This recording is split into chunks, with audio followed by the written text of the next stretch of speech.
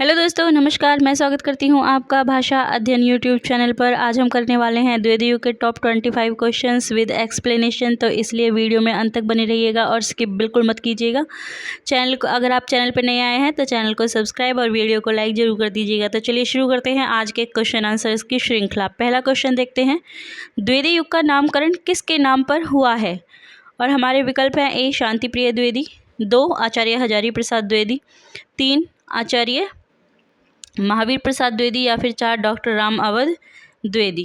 देखिए, बच्चों को जो है काफ़ी कन्फ्यूज़न रहता है कि आचार्य हजारी प्रसाद द्विवेदी या महावीर प्रसाद द्विवेदी, इनमें से किसके नाम पर जो है द्वितीय युग रखा गया है। तो एक शॉर्ट सी ट्रिक है कि जैसे कि महान लोगों के नाम पर ही किसी का युग का नाम रखा जाता है, और म से महान होता है और म से महावीर होता है। तो इसलिए आचार्य महावीर प्रसाद द्विवेदी जो हैं उनके नाम पर ही द्वितीय युग का नाम रखा गया है। दूसरा, अगर द्वितीय युग का आपको समय पूछा जाता है तो द्वितीय युग का समय कितना है? तो द्वितीय युग का समय 1900 से 1918 माना जाता है। ठीक है, चलिए आगे चलते हैं क्वेश्चन नंबर 2 पे। क्वेश्चन नंबर 2 देखिए, महावीर प्रसाद द्विवेदी सरस्वती के संपादक कब बने? और हमारे विकल्प हैं: 1 1901 में, 2 1902 में, 3 1903 में, या फिर 4 1904 में। तो जैसा कि आपको पता है, महावीर प्रसाद ही द्वितीय युग के जो है प्रवर्तक हैं, या फिर द्वितीय युग का नाम ही इनके नाम पे पड़ा है। तो इन्होंने सरस्वती पत्रिका का संपादन किया है, और वो संपादन भार कब से संभाला इन्होंने? तो 1903 से संभाला है। ये 1903 से लेकर 1920 तक जो है सरस्वती पत्रिका के संपादक रहे हैं। और सरस्वती पत्रिका वो पत्रिका है जिसने कि खड़ी बोली के लिए बहुत ही ज़्यादा काम किया है। खड़ी बोली को जो है स्थापित करने में इसका योगदान सबसे ज़्यादा माना जाता है। ठीक है, चलिए चलते हैं अगले क्वेश्चन पर। क्वेश्चन नंबर 3, द्वितीय युग की कविता की मुख्य विशेषता क्या है? और हमारे विकल्प हैं: ए उपदेशात्मक एवं इतिवृत्तात्मक, 2 प्रकृति चित्रात्मक, 3 नवजागरण परक, 4 नारी चेतनात्मक। तो देखिए, द्वितीय युग की जो कविता की मुख्य विशेषताएं हैं वो क्या है? उपदेशात्मक है और इतिवृत्तात्मक है। तो पहला ही ऑप्शन है जो हमारा बिल्कुल सही हो जाएगा। ठीक है, चलिए next question, question number 4, Hariaudh ji ने अपने किस ग्रंथ में नायिका भेद के अंतर्गत देश प्रेमिका, लोक प्रेमिका, जाति प्रेमिका, परिवार प्रेमिका की आदर्श कल्पना की है? हमारे विकल्प हैं: ए कृष्ण शतक में, 2 वैदेही वनवास में, 3 प्रिय प्रवास में, या फिर 4 रस कलश में। तो हरिऔध जी ने रस कलश में जो है ये सारी कल्पनाएं की हैं। ठीक है, अगर बात करें हम कृष्ण शतक की, तो कृष्ण शतक अपने आप में महत्वपूर्ण है, क्योंकि कृष्ण शतक हरिऔध जी का पहला ब्रज भाषा में लिखा गया काव्य है, लिखी गई रचना है। कृष्ण शतक किस भाषा में लिखी गई है? ब्रज भाषा में। इसके अलावा प्रिय प्रवास और वैदेही वनवास इनके काफ़ी महत्वपूर्ण जो है रचनाएं हैं। ठीक है, चलिए क्वेश्चन नंबर 5 देखते हैं। क्वेश्चन नंबर 5 है, हरिऔध जी का रीति ग्रंथ कौन सा है? विकल्प देखिए: 1 रसकलश, 2 पारिजात, 3 पद्य प्रसून्न, 4 चौखे चौपदे। तो हरिऔध जी का जो रीति ग्रंथ है वो है रसकलश। पहला ही विकल्प है जो हमारा बिल्कुल सही हो जाएगा। ठीक है, चलिए आगे चलते हैं। क्वेश्चन नंबर 6, अयोध्या सिंह उपाध्याय हरिऔध की ब्रज भाषा में प्रथम रचना कौन सी है? 1 प्रिय प्रवास, 2 वैदेही वनवास, 3 कृष्ण शतक, या फिर 4 राजकलश। तो देखिए, जो कृष्ण शतक है वो हरिऔध जी की ब्रज भाषा में लिखी गई पहली रचना है। तो ऑप्शन नंबर 3 है जो हमारा वो बिल्कुल सही हो जाएगा। ठीक है, कौन सी रचना है? कृष्ण शतक। श्री कृष्ण शतक जो है वो उनकी पहली ब्रज भाषा की रचना है। आगे चलते हैं क्वेश्चन नंबर 7 पे। वैदेही वनवास के लेखक कौन है? वैदेही वनवास के लेखक के ऑप्शन देखते हैं: 1 मैथिली शरण गुप्त, 2 अयोध्या सिंह उपाध्याय, 3 गया प्रसाद शुक्ल स्नेही, या फिर 4 राम नरेश त्रिपाठी।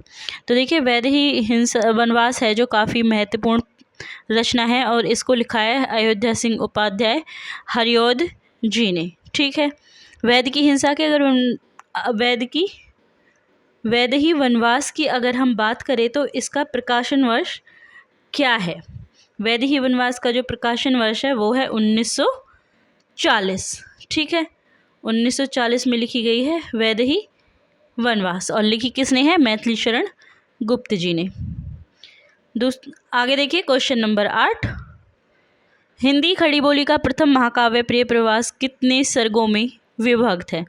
और हमारे विकल्प हैं 1 17, 2 15, 3 11 या फिर 4 7। तो जो हिंदी खड़ी बोली का प्रथम महाकाव्य है प्रिय प्रवास, जिसको लिखा है हरिओध जी ने, जो 1914 में लिखा गया है, ये भी आपको याद रखना है। प्रिय प्रवास महाकाव्य कब लिखा गया है? 1914 में। लिखा किसने है? हरिओध जी ने। ठीक है, और इसमें सर्ग कितने हैं? तो इसमें सर्ग है 17। पहला ही विकल्प जो है हमारा वो सही हो जाएगा। Question number 9। इनमें से कौन द्विवेदी युग का कवि नहीं है?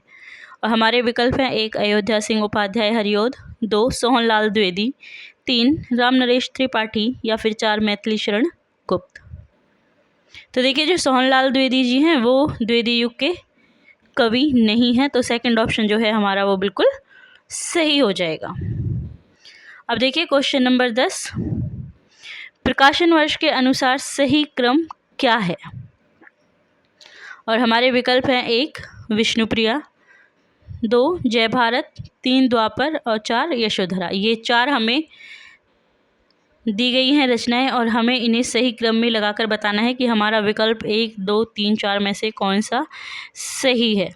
विष्णुप्रिया, जय भारत, द्वापर, यशोधरा, या फिर जय भारत, यशोधरा, विष्णुप्रिया, द्वापर, 3 यशोधरा, द्वापर, जय भारत, विष्णुप्रिया, या फिर 4 द्वापर, विष्णुप्रिया, यशोधरा और जय भारत। तो देखिए सही क्रम अगर हम इनका लगाते हैं प्रकाशन वर्ष के अनुसार तो ऑप्शन 3 जो है वो हमारा बिल्कुल सही हो जाता है। ठीक है, हाँ जी, ये बिल्कुल सही हो जाएगा।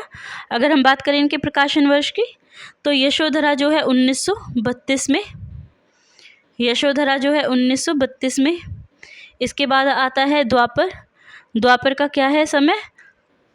माफ़ कीजिएगा, द्वापर है 1936 में। उसके बाद जय भारत। जय भारत का जो काल है, जय भारत के अगर हम प्रकाशन वर्ष की बात करें तो जय भारत का प्रकाशन वर्ष है 1952। ठीक है, 1952, और विष्णुप्रिया है 1957। ठीक है, तो ये बन जाएगा इनका प्रकाशन वर्ष, और ऑप्शन 3 जो है वो हमारा बिल्कुल सही हो जाएगा। क्वेश्चन नंबर 11 देखिए, कौन सी रचना मैथिली शरण गुप्त द्वारा रचित नहीं है? 1 द्वापर, 2 यशोधरा, 3 पथिक या फिर 4 गुरुकुल। तो देखिए इसमें से जो पथिक है वो मैथिली शरण गुप्त जी की रचना नहीं है। अगर हम बात करें पथिक किसकी रचना है, पथिक किसकी रचना है, तो पथिक रचना है राम नरेश त्रिपाठी जी की। और अगर हम बात करें कि पथिक जो रचना है वो कब लिखी गई है, तो वो लिखी गई है 1920 में। ये भी आपको याद रखना है। ठीक है, चलिए क्वेश्चन नंबर 12 देखते हैं। साकेत महाकाव्य का सर्वाधिक मार्मिक सर्ग कौन सा है? और हमारे विकल्प हैं 1 षष्ठ, 2 सप्तम, 3 अष्टम या फिर 4 नवम। तो देखिए साकेत महाकाव्य का जो नवम सर्ग है वो काफ़ी मार्मिक है। ठीक है, तो ऑप्शन होगा हमारा नंबर 4। क्वेश्चन नंबर 13 देखिए, खड़ी बोली हिंदी का प्रथम महाकाव्य कौन सा है? और हमारे विकल्प हैं 1 कविता कौमुदी, 2 उद्धव चरित्र, 3 प्रिय प्रवास और 4 है लोका यत्न। तो देखिए जो प्रिय प्रवास है वो खड़ी बोली हिंदी का प्रथम महाकाव्य है। और अगर बात करें इसके प्रकाशन वर्ष की तो प्रिय प्रवास का प्रकाशन वर्ष क्या है? 1914। ठीक है, चलिए क्वेश्चन नंबर 14 देखिए, मैथिली शरण गुप्त को राष्ट्रकवि की उपाधि किसने दी? 1 हिंदी साहित्य सम्मेलन, 2 नागरी प्रचारिणी सभा, 3 महात्मा गांधी या फिर 4 केंद्रीय हिंदी निदेशालय। तो मैथिली शरण गुप्त जी को राष्ट्रकवि की उपाधि दी थी महात्मा गांधी ने। ऑप्शन 3 है जो हमारा सही हो जाएगा। ठीक है। क्वेश्चन नंबर 15 देखिए। अच्छा, अगर आपसे पूछा जाए कि जो महाकवि की इन्हें राष्ट्रकवि की जो उपाधि दी गई थी वो किसके लिए दी गई थी, तो क्या आप ये बता पाएंगे? हाँ जी, भारत भारती के लिए इन्हें दी गई थी उपाधि राष्ट्र कवि की। ठीक है, किसके लिए दी गई थी? भारत भारती के लिए। और भारत भारती का प्रकाशन वर्ष क्या है? अगर आपसे पूछा जाए कि भारत भारती का जो है प्रकाशन वर्ष क्या है, तो इसका प्रकाशन वर्ष होगा 1912। ये भी आपको याद रखना है। ठीक है। क्वेश्चन नंबर 15 देखिए। मैथिली शरण गुप्त की किस काव्य कृति को हिंदू संस्कृति का स्वच्छ दर्पण कहा गया है? और हमारे विकल्प हैं ए जय भारत, 2 साकेत, 3 यशोधरा या फिर 4 विष्णुप्रिया।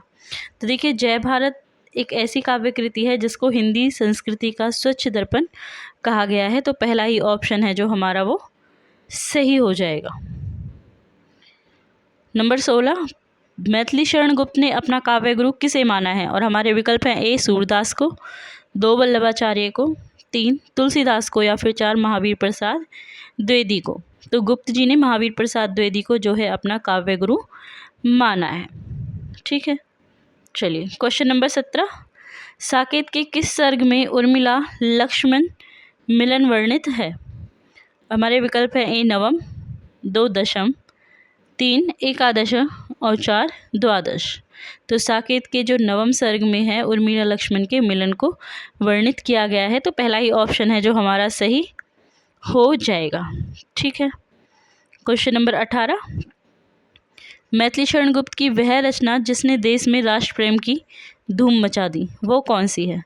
पहला है साकेत, दूसरा यशोधरा, 3 भारत भारती या फिर 4 जय भारती। तो देखिए, भारत भारती एक ऐसी रचना थी जिसने देश में राष्ट्र प्रेम की धूम मचा दी थी और इसी के बाद मैथिली शरण गुप्त को जो है राष्ट्र कवि की उपाधि से भी सम्मानित किया गया था। क्वेश्चन नंबर 19, मैथिली शरण गुप्त की प्रथम रचना कौन सी है? और हमारे विकल्प हैं ए भारत भारती, 2 रंग में भंग, 3 साकेत, 4 यशोधरा। तो देखिए, मैथिली शरण गुप्त जी की जो पहली रचना है वो है रंग में भंग। और अगर इसके प्रकाशन की बात करें तो इसका प्रकाशन वर्ष है 1909। ठीक है। चलिए क्वेश्चन नंबर 20 देखते हैं। भारत भारती का प्रकाशन वर्ष क्या है? और हमारे विकल्प हैं 1 1912, 2 1914, 3 1918 या फिर 4 1916। तो देखिए, भारत भारती का प्रकाशन वर्ष 1912 था। ठीक है, तो पहला ही ऑप्शन है जो हमारा सही हो जाएगा। क्वेश्चन नंबर 21, प्रिय प्रवास में किस रस की प्रधानता है? 1 वीर रस, 2 श्रृंगार रस, 3 वीर और श्रृंगार या फिर 4 श्रृंगार और करुण। तो देखिए, प्रिय प्रवास में जो है श्रृंगार और करुण रस की प्रधानता है। तो ऑप्शन 4 है जो हमारा वो बिल्कुल सही हो जाएगा। क्वेश्चन नंबर 22, मैथिली शरण गुप्त की कौन सी कृति प्रकाशन वर्ष में प्रकाशन क्रम में पहले आती है? और हमारे विकल्प हैं ए जयद्रथ वध, 2 पंचवटी, 3 भारत भारती या फिर 4 विकट भट्ट। तो मैथिली शरण गुप्त जी की जो जयद्रथ वध है वो जो है इन कृतियों में सबसे पहले आती है प्रकाशन वर्ष में, क्योंकि जयद्रथ वध का प्रकाशन वर्ष क्या है? 1910 है। भारत भारती का क्या है? 1912 है। और अगर हम बात करें पंचवटी की, तो पंचवटी का प्रकाशन वर्ष 1925 है। और विकट भट्ट की अगर हम बात करें तो विकट भट्ट का प्रकाशन वर्ष जो है, विकट भट्ट का जो प्रकाशन वर्ष है वो कितना है? 1929। ठीक है, 1929। तो सबसे पहले जयद्रथ वध 1910, भारत भारती 1912, पंचवटी 1925 और विकट भट्ट 1929। तो जयद्रथ वध हमारा जवाब होगा। क्वेश्चन नंबर 23 देखिए, साकेत का प्रथम सर्ग किससे आरंभ होता है? और हमारे विकल्प हैं 1 राम वंदना से, 2 गणेश वंदना से, 3 साकेत के वैभव से या फिर 4 सरस्वती वंदना से। तो देखिए, साकेत जब प्रारंभ होता है तो उसका प्रथम जो सर्ग है उसके प्रारंभ में सरस्वती वंदना की जाती है। तो ऑप्शन 4 है जो हमारा सही हो जाएगा। क्वेश्चन नंबर 24 देखिए, मैथिली शरण गुप्त द्वारा रचित जयद्रथ वध क्या है? और हमारे विकल्प है 1 महाकाव्य, 2 प्रबंध काव्य, 3 खंड काव्य या फिर 4 इनमें से कोई नहीं। तो देखिए जो जयद्रथ वध है वो एक खंड काव्य है, तो ऑप्शन 3 जो है वो हमारा सही हो जाएगा। और आज का अंतिम प्रश्न, प्रश्न संख्या 25, मैथिली शरण गुप्त की लोकप्रियता का मूल आधार ग्रंथ कौन सा है? हमारे विकल्प हैं 1 भारत भारती, 2 साकेत, 3 यशोधरा और 4 पंचवटी। तो देखिए मैथिली शरण गुप्त जी की जो लोकप्रियता का मूल आधार ग्रंथ है वो है भारत भारती, और इसका प्रकाशन वर्ष मैं आपको बता चुकी हूँ। भारती का जो प्रकाशन वर्ष है वो 1912 है। और साकेत क्या है? साकेत भी इनकी काफ़ी प्रसिद्ध रचना है और यह एक महाकाव्य है जो कि रामचरित के बाद आता है, यानी कि दूसरे नंबर का जो महाकाव्य है वो साकेत है। ये भी काफ़ी प्रसिद्ध है, लेकिन लोकप्रियता के अगर मूल आधार ग्रंथ की बात की जाए तो आपका ऑप्शन होगा भारत भारती, पहला ऑप्शन जो है वो सही हो जाएगा। ठीक है, आई होप आपको आज की वीडियो पसंद आई होगी, और अगर आज की वीडियो पसंद आई है तो चैनल को सब्सक्राइब और वीडियो को लाइक ज़रूर कर दीजिएगा, अपने दोस्तों के साथ शेयर कीजिएगा, और अगर आपको कोई सुझाव है तो हमें कॉमेंट बॉक्स में ज़रूर बताइएगा। चैनल को सब्सक्राइब करना मत भूलिएगा।